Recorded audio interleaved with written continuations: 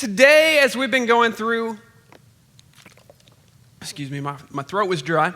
As we've been going through the story of Abraham in this series, The Wanderer, we get to kind of a downer of a lesson, okay? One of the things I love about going through this series is that this is the longest series we've ever done, and I think there's so much value rather than just jumping from topic to topic, which can be good sometimes. There's been a lot of value, especially in the last year, I think, of just digging into what God's Word said and not just finding the lesson for us, but also understanding what's going on so that we can, the next time we revisit Genesis, you're going to have a much better foundation. We've also been trying to tie it into the New Testament, which we will today, and see how this is a part of a larger story. It's all important. And so when we get to a story like today, when we're going to be talking about death, about the death of Sarah, it's one that I wanted us to kind of have a positive or at least kind of take a good feeling away from this, which is sometimes a challenge. And so I'm going to just kind of start in an unusual place, okay? Now, if you can't tell, and if you're at home, you might not want to know, this is a case of Blue Jean blonde beer, okay? This is an IPA. I don't know much about what this exactly is, except it says on here, Wiley, Texas, okay? Now, and I grabbed this as I was sitting out in front of a brewery here that was closing down in Wiley. And some of you may know this story, but there was a time in 2019 in which we had a building, and I had just found out we were going to get kicked out of this building. In fact, we had been searching around. I kind of had a heads up, and we had a storefront, and as we got kicked out, we were looking at everything, and we found this brewery that was closing down, but it was too small. It wasn't right. Things didn't work out. But I had this moment sitting in front of this brewery, and they were giving away all their beer going out, and so I was like, you know what, I'm going to take one of these in faith, and someday, I don't know what God's going to do with it. I never drank it, obviously. It's not open. But I was just sitting in front of this brewery one day that was closing down, and I just prayed, God, if you don't give us this place, I don't think we're going to make it. That was my heart, is it may seem silly to y'all, but in 2019, when we moved out and we just had our hopes set on building a place, we had been in that storefront for 6 years, and it was just a hard move. And I remember thinking, man, there's no way we can survive going back portable, going back into a school, or I just don't even know if I have the leadership capacity. I don't know if we can make this journey. And so I sat there and I just prayed and basically came back to God. I'm at the end of leading this church. I can't do it. And then God reminded me, whose church is this? And I just had this kind of revelation. Well, first of all, it's our church. It's not my church. But in all honesty, it's God's church. And so my prayer as I sat in front of that brewery, I just began to pray, God, this is your church. Whatever you would have for us, we're going to do whatever you call us to do. And I just going to kind of take you to this, through a path of this church, because this church is a story of seasons ending, of deaths coming and resurrections happening. And that's what I felt in that moment when I was in front of that, of, you know what, something better is going to come from this. There's going to be a day, I just had this image, there's going to be a day when we're going to be glad we got kicked out of that building. There's going to be a day when we're glad we're not in a storefront in East Plano. There's going to be a day where we celebrate the death of that location, the moving out of that location. I want to walk you through kind of our journey here and just see. This is where we started. You can see Daniel's way younger brother over here. That was 10 years ago. We started in a hotel, and that's my brother back there. We had to phase him out, I guess, because he's pretty. He's young. He's young in that picture. I had a sweet haircut. I had more hair back then. So we got kicked out of that. Go back to that location real quick. We got kicked out of that first place because basically we showed up one Sunday and they called me into the office before church and they said, hey, rent is $225 right now a week, or $250. It's going to be $750 next week. And some of y'all were here, or most of y'all were not. I cried because I had just gotten this information. And I stood up in front and I was trying to hold it together. But I said, y'all, write down your emails and we'll tell you where we're going to be next week. Because I have no idea. I just know we can't afford this. And I thought, man, this was a fun run. We had like a few weeks and then we're dead and we're done. The next week, we actually went to the park, and that's where our tradition of church in the park started. In fact, the reason we got through the pandemic, some would say, is being able to see each other in that park. That idea was birthed from us getting kicked out, from a death that came, and it allowed us. And so from there, we started looking around, and that's where we moved into another hotel, and then you can go to the next one now. We found this Pump It Up Junior storefront tucked in. It's now called the Blue Fig over in East Plano, whichever direction I'm going there. And we did this ourselves, and I mean, it was so much work, but we got together as a church family and started painting. It was all crazy colors, had this crazy carpet, and we got in. We would have church as a group, and then we would paint, and we would get dirty, and we would fix this place up. And then I want to show you what it became. That's our first look, I mean, it was nice, I'm telling you. Even like some of us are like, man, I would love that. The best part of this is we built this wall, and we actually moved into double the size of this later and had a real nice, but the thing I love about this was our first Easter, and the thing that I love about this is to do Easter that year, we walked in and we turned on a light and just everything came on, okay? There was no setup. It was the biggest Easter we ever had. In fact, if you remember, we had a 4,800 square foot building. We had 236 people show up that day, which was more than we should have had in that building. And it was a crazy, crazy time. But the thing that I love about that is it kind of gave us a glimpse of being a real church for the first time. Because sometimes when you're bootstrapping stuff, it feels like, hey, we're playing church. Is that just me? No, okay. Go to the next one. We moved in, and you can focus on Abel if you want, but what I want you to see is behind this, we had our own kids space. And y'all remember if you were there, we had these. Go to the next one. The next one you need this. Look at, I wanted to show you a picture of this table back here. We had just stuff in these rooms, and I should just leave that up all day. We had just stuff, and the kids could come in and just play. Teachers could just show up, and their stuff was there, and it was nice. Go to the next one.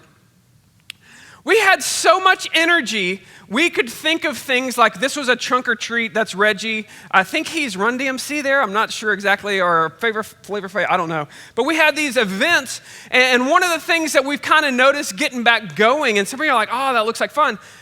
Getting back going, it's been a lot of energy just to have church. And so capacity-wise, we're like, man, we're not even thinking about what we do after church. Let's just get through church. Go to the next one. I want to show you some things. We had a Beyond closet. We had this. We started thinking about what could we do in this community, and so we started a closet for foster and adoptive parents, and you could come and just give free, and it was fun. It was run well. It was a great ministry. Go to the next one. We had a youth ministry. Lynn actually, I think it was once a month, would have an activity where we would just invite students and students, and we had youth activities. Go to the next one. We had the IF gathering. The ladies, they still do this, but here they just kind of said, hey, Joel, can we use the church on this day? And it was just, yeah, go ahead. And they didn't have to coordinate houses, didn't have to do anything. Go to the next one. This, to me, was kind of the height of, we had a kids choir, or His Little Feet, from all over the world, and we housed them for an entire week. They were able to come in. And the thing I liked about all of these pictures is just that the energy was not just in setting up the temple every week, which there is so much value to where we are, but we were able to eventually kind of settle into this. Man, there is extra energy. You have extra capacity to where we can begin to house, right now the band's here and gets ready to set up, and then they practice and all of these things. Well, when we had these things, we could actually say to the band, hey, can y'all practice? Maybe move it to another day because we've already got set up. And we were able to have His Little Feet came in, and they were able to practice for hours. It was just, a time of kind of a smooth sailing for a little bit. And so when I think about sitting in front of that, and I knew, man, the energy it's going to take to move us, I just don't think, and I mourn that. You might be seeing those pictures, and some of y'all are rightfully so. You're like, man, I'm sorry I missed that, or I'm sorry that I wasn't there, or man, I wish I could go back to there. And I was sitting there in front of that brewery and realized this brewery is probably not going to happen. I don't know if we can do it. That's where I began to say, or pray to God, and that's where God said, hey, we are going to relaunch this church. And if y'all remember, we came together as a church and we said, we basically put a casket on that location. We said, God has allowed this to die. It's allowed this thing to move on, and there were beautiful things about it. But the thing that is our hope, the thing that got us excited about coming here is we knew the best is still in front of us. And in fact, this morning, we had our members meeting, and we have now $300,000 awaiting our next location. We're about to start another building campaign in which I foresee a time in the future, in my opinion, in the very nearer future than what we had expected, a time in which we have our own place. And a lot of those things are going to be resurrected, except it's going to be not a rental that they can tell us, but it's going to be a place where, man, we are firmly implanted. And in fact, through this pandemic and through just seeing the loss of a lot of things over the last year, we've come out of it with Ashley's now on staff, and we announced, and we're going to, at the end, present to Fazwa again, that we have now a youth ministry, a children's ministry present, and God has all of a sudden been festering, and all these things are beginning to bubble to where I firmly believe there will be a day in which we are sitting in our new sanctuary, our new whatever, or maybe we have a beyond closet that's bigger, or a new ministry for the community, and we're going to say to ourselves, thank God we died at that location in Plano. That thing that we couldn't imagine giving up. There's going to be a time that we thank God that he took that away and moved us into a new season. Amen? I'm telling you, when we get into this story today, the thing I want you to understand is anytime we go into a season in life where we are considering mourning, there's a phrase that Paul says. He says, we don't mourn like those who have no hope, because for us, the best is always yet to come. And so when we go into a story like we're going to hit today, I want to just ask the question, where are you right now? Because some of us here, you may be in a season where the promises and the good life and the things that you had kind of wanted, you were in a season of flow, and now all of a sudden you're in a season of no, and it's just not going the way you thought it would go. Maybe you've had some relationships die, or maybe you've had a season that was easy and it's past, and now you're in a place where you're like, God, I don't even think I'm going to get through this season. I hope that this message today is exactly what God brought you here for, because we have this story of promises. We have this story where God has told Abraham, I'm going to move you out of your homeland. I'm going to move you to a place called the Promised Land because I'm promising it to you. And even though your wife is barren, even though she can't have children, and even though you're old, he's 100 years, 75 at the time, but he says, you're going to have not just one child, you're going to have descendants. And these descendants are going to take over. My kingdom is going to fill the earth to where there will be more of your descendants than sand, grains of sand on the seashore. And he has all these promises, and they've been living in it. It hadn't been easy, and he hasn't been doing a great job. He's been up and down, but every step of the way, he's come back to God, and he said, God, I'm going to hold on to these promises that we've seen my wife now have a child. We didn't think it could happen, but it happened. You fulfilled that promise. And he's secured water rights. We had this weird story where he negotiated for a well. And so he doesn't own any land, but he's got water rights. He can survive in this now. He can establish himself, but he still is waiting on this promise where he's going to get to own this land so that his descendants can come and live in this promised land. That's why when we start off, it's kind of a downer to know the promise has not been fully fulfilled, But we read, Sarah lived 127 years. These were the years of her life, of the life of Sarah. And Sarah died at Kirith Arba, that is Hebron, in the land of Canaan. And Abraham went to mourn for Sarah and to weep for her. Man, you have this promise in front of you. You get a glimpse of it. She had the child. That's what God said would be her part in this. But there was a bigger plan of descendants, of grandchildren, of all these things that she was hoping to experience. She died. And you can read between the lines since we've been going through this. There's some pain in this. Abraham had to travel to mourn. We talked about, there's some speculation that after you try to sacrifice your only child on a mountain, your wife doesn't go along with that all the time, right? I don't know the full story, but she never left where she was, but Abraham did not go back and live with her apparently. Because even here he goes and he mourns, but I want you to see he mourned 7 days, most likely was the tradition. He mourned her because he loved her, and even if that relationship had been severed, he mourned her. He loved her. We talk about this number 127. We've talked about the numbers in Genesis. It doesn't necessarily, in fact, I don't think that it means she was 127 years old. And the reason for that is because we've said there's a formula that we can read in all these numbers, and we kind of pointed that out. It's it's either a multiple of 5 or 5 plus 7, and there are reasons for it. But I'll tell you, one of the reasons probably that they say 127 is they're telling you about her life. You see, 120 was a euphemism in this time of a full life. If you wanted to say, man, he lived life to the fullest, or he got all he could out of life, you would say, man, they lived 120 years. The Babylonian, just a little background, the Babylonian method of counting was based on 60. You think about our clocks, the way we tell time, it's based on 60. And that's how that was their base unit was 60. And so if you got two 60s, that's 120. You got a full life. And then you have this number 7, which is a number of holiness, a number of righteousness in the Bible. You'll see this over and over again. And so a lot of people are saying what the author is telling us here is, man, she got a full life. And she lived it wholly, even though she had some flaws, and we've been through her flaws. When we look back at her life, she had a full life.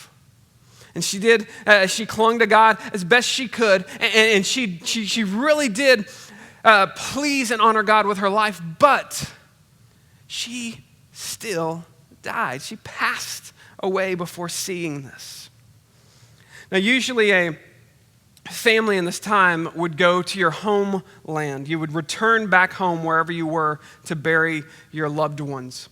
And so it's very interesting what Abraham is about to do, because what he should do, according to their customs, is go back to back to the Chaldean land that he's from, and he should take her back and he should bury her there with her ancestors, with his ancestors.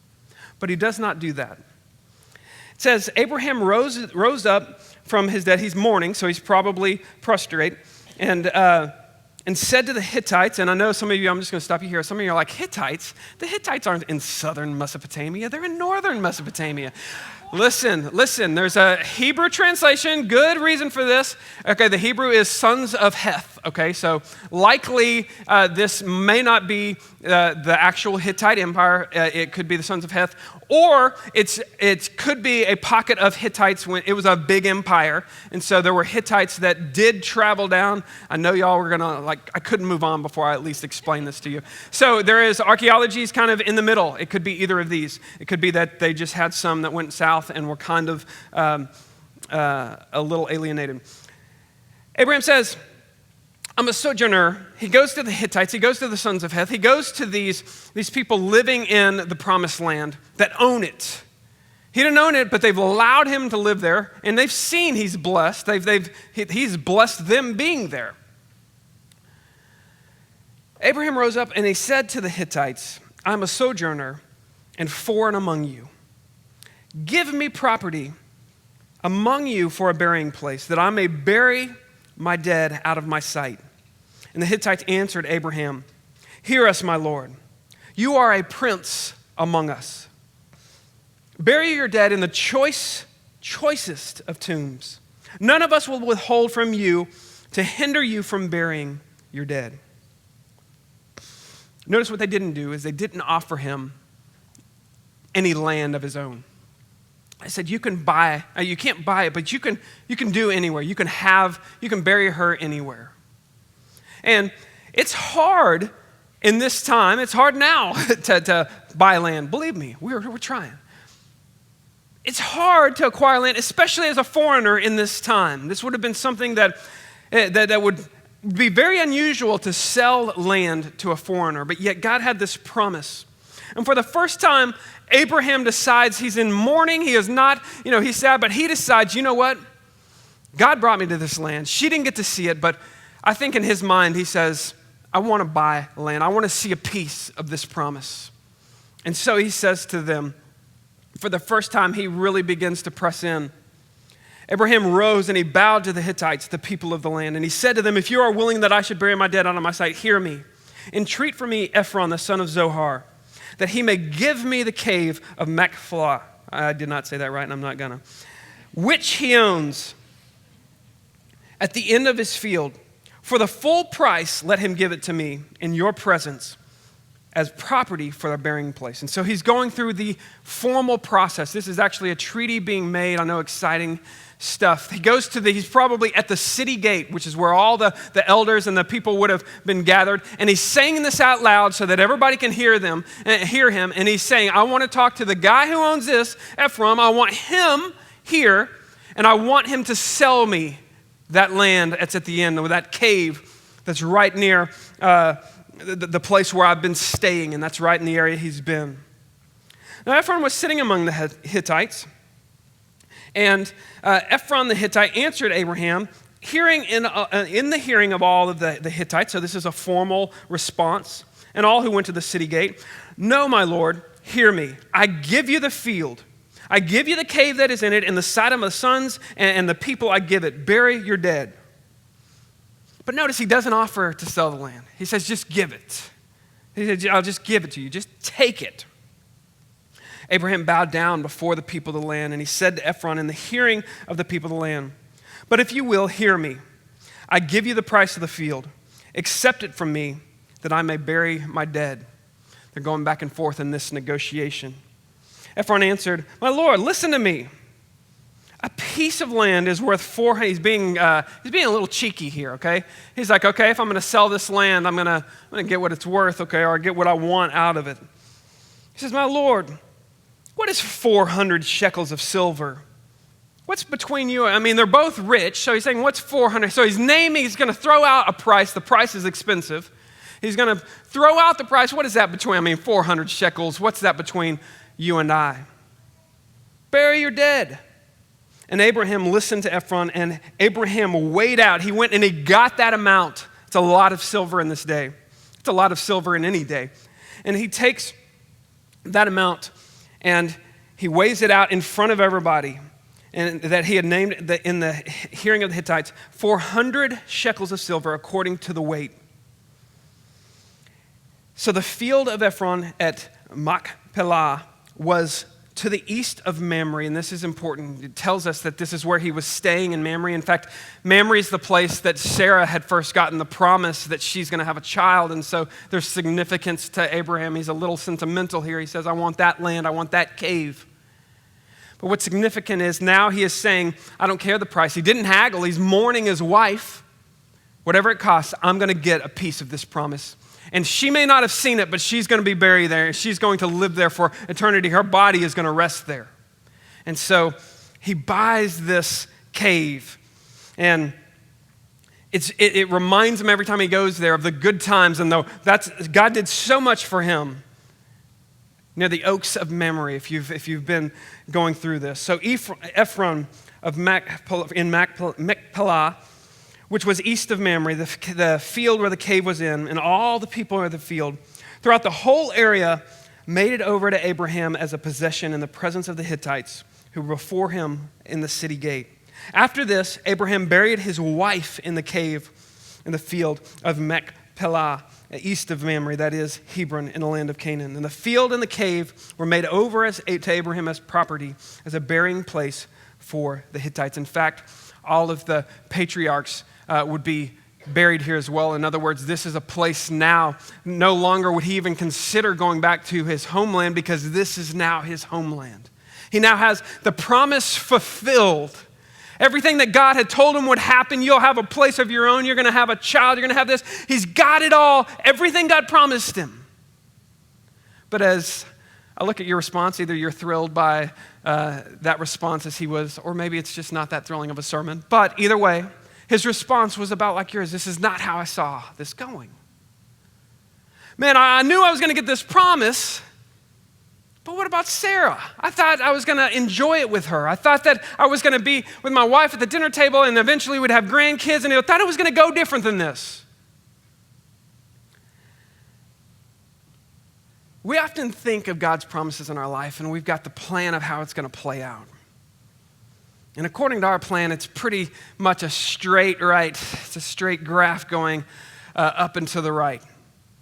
It's going to be good. And no one up to this point, probably none of y'all thought the first time he gets to purchase land, it's going to be to bury his wife of maybe, we don't know, but maybe 100 years. You think that you have been married or your grandparents were married a long time. They were at least married for 50 years, probably closer to 75. Can you imagine having someone you have loved that long? And you had these visions your whole life of we're going to have the grandkids, we're going to have our kids of, it's going to be so great, and these promises of God, God has just blessed us. And yeah, you're rich. Yeah, you've seen some great things, but it didn't go the way you thought it would go. It's exactly where we find him. And so how do we take this as Christians, as people learning that the promises of God were fulfilled because of the death of the matriarch? The death of the woman who it all started from is the reason that he ever owned land. It's kind of a tension there of, man, that's not how we thought it was going. I want to give you 3 things that I want us to take away from this message.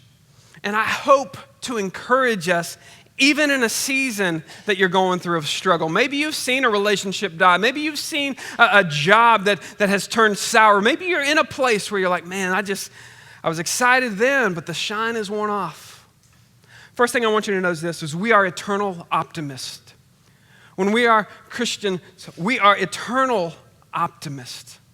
There's just no way, and some of you are like, I'm not I'm a glass is half empty type of gal or guy. But listen, if you're a Christian, you got to know this. A follower of Jesus hopes more in the next life than in the current life. And this is, I think they're the 2 hardest things to me about being a follower of Jesus, about being a Christian is this. The first one is that command to love your enemies, right? It's a simple one, but man, that's the hardest one. We can agree on that, right? Golly, if you knew some of the people. No, I'm just kidding.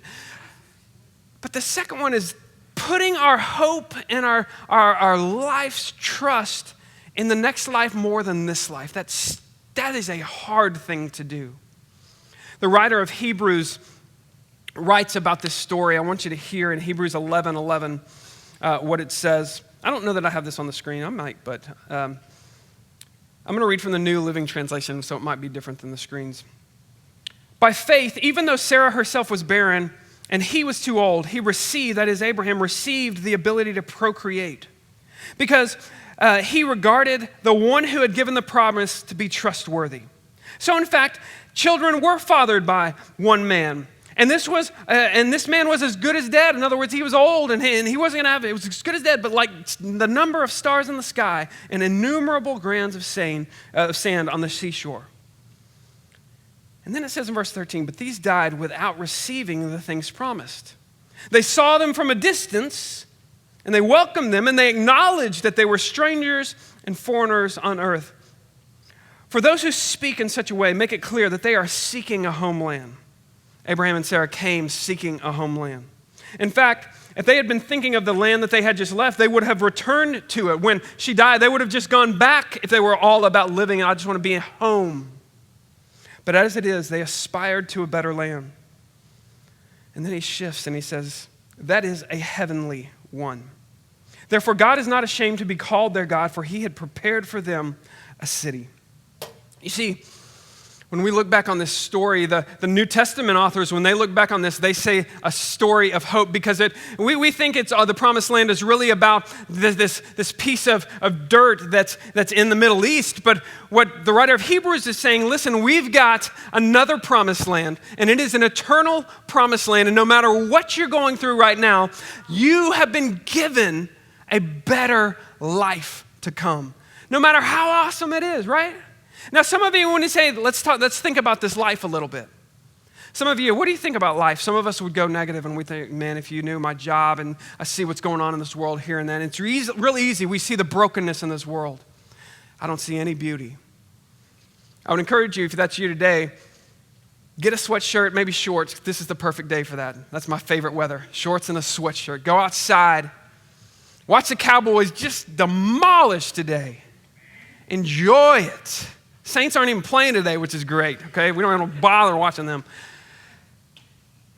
And look at this land. Look at God's first draft of what he created. And think to yourself, man, if he can do this, if we could get rid of this brokenness, if we could get rid of these people that seem to be broken, man, just look at this creation. Look what he gave us. Now, we may have ruined it, but look what he gave us. Maybe you look at kids playing. Maybe you look at birds flying and you think, man, look what he did. And then think about all of this that we're going through is about redeeming the broken parts. So now we're going to have in the next life a promise of this beautiful creation, if not better. Only we're not going to have to mess with the junk that we put into it, that we have screwed up. You and I, not them, it's us. The sins and the rebellion he's going to redeem. We are eternal optimists because we know if he'd done it once like this, and now he has a promise that he's redeeming us through Jesus, that we have this promise of a better life. We are eternal optimists. Abraham, I believe, after his season of mourning, I think he was excited to go see, man, probably sitting on top of that cave. And he didn't just get the cave, he got a field and just saying, I own this. For the first time, I got a piece of this promise. And his kids grew up there. And people would journey and see that well he had dug. Man, this is Abraham's land. Next thing I want you to see is this. We have an eternal perspective. An eternal perspective. You need to memorize this next phrase because as a pastor, I use it all the time, but as Christians, you need to understand this. Life will never make sense this side of heaven. Life will never make sense this side of heaven. And you need to be able to tell people and explain to people, listen, if you're only looking at this life, you're right. That stinks. Death stinks. Losing people stinks. This is what the writer of Hebrews in chapter 11 continues. What more shall I say? For time will fail me if I tell of Gideon, Barak, Samson, Jephthah, David, Samuel, the prophets. Through faith they conquered kingdoms. They administered justice. They gained what was promised. They shut the mouth of lions. They quenched the raging fire. They escaped the sword. They gained strength in weakness, became mighty in battle. They put foreign armies to flight, and women received back their dead, raised to life. And some of you are like, that's what I signed up for. That's the life I want, right? The same verse doesn't even skip a beat. But others were tortured, not accepting release. Do you know, yesterday evening, 14 Americans went on a mission trip to Haiti and are now being held hostage. They were just like you and I. They did not go there thinking, I'm going in to give my life, but now they're being held hostage by gangs demanding money. And you know what? 13 people a day right now give their life because they won't recant their faith in Christ. 13 people a day, 400 people a month in this world. To this day, right now, are so in love with Jesus, they will give their life and would rather be martyred. They were tortured, not accepting release, to obtain a resurrection to a better life. And they experienced mocking and flogging and even chains and imprisonment. They were stoned, sawed apart, murdered with a sword. They went about in sheepskins and goatskins. They were destitute, afflicted, ill-treated. The world was not worthy of them. They wandered in deserts and mountains and caves and openings in the earth. All these were commended for their faith, yet they did not receive what was promised. For God provided something better for us, that they would be made perfect together with us. There are a lot of things, if we just look at this life, I don't know the answer to. I don't know the answer to suffering. C.S. Lewis, he wrestled with animal pain. That was one of the things. He was like, I get why we suffer, we're bad. But why are these animals? They're innocent. How could Texas lose 2 times in the fourth quarter in the last 2 weeks? I don't know. God has to explain some of this suffering for us, right?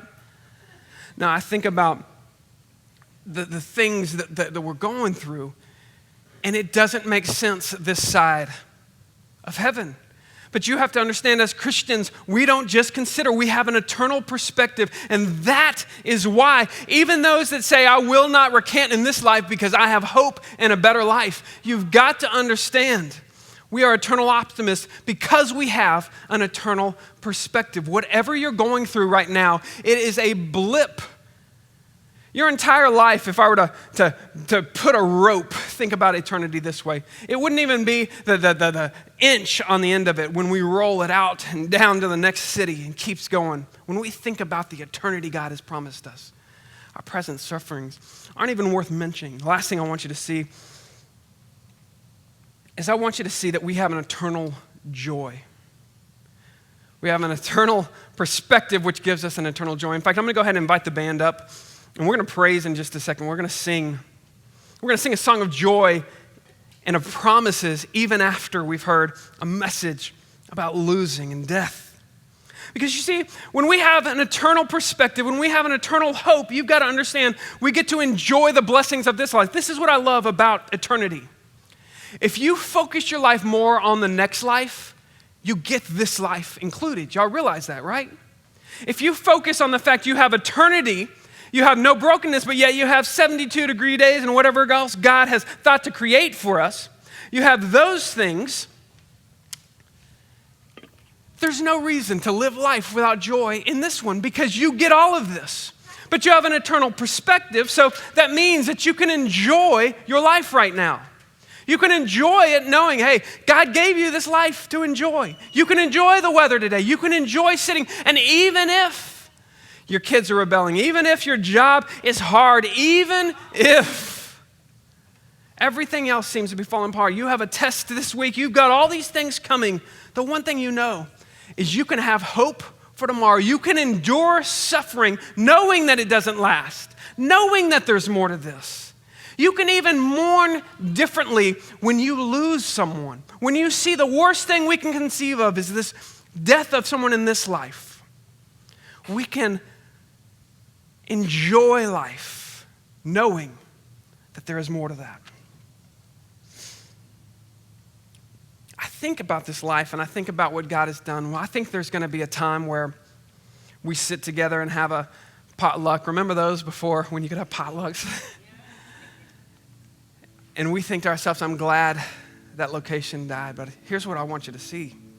I think there's a time as Christ followers that's going to come when we're in heaven sitting at a table at a feast in the presence of Jesus, God Almighty himself.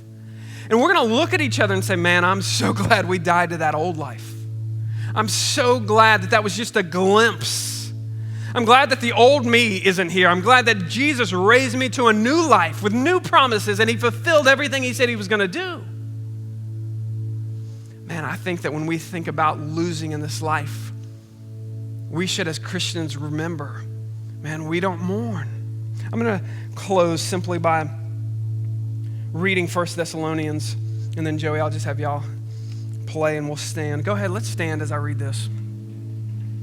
This is Paul, a man who lived his life being tortured, being beaten, being just going through all sorts of troubles and struggles through his life, losing people he loved. This is what he says. We don't mourn. We don't want you to be uninformed, brothers, about those who are asleep, about those we've lost, that you may grieve as others do who have no hope. For since we believe that Jesus died and rose again, even so, through Jesus, God will bring with him those who have fallen asleep.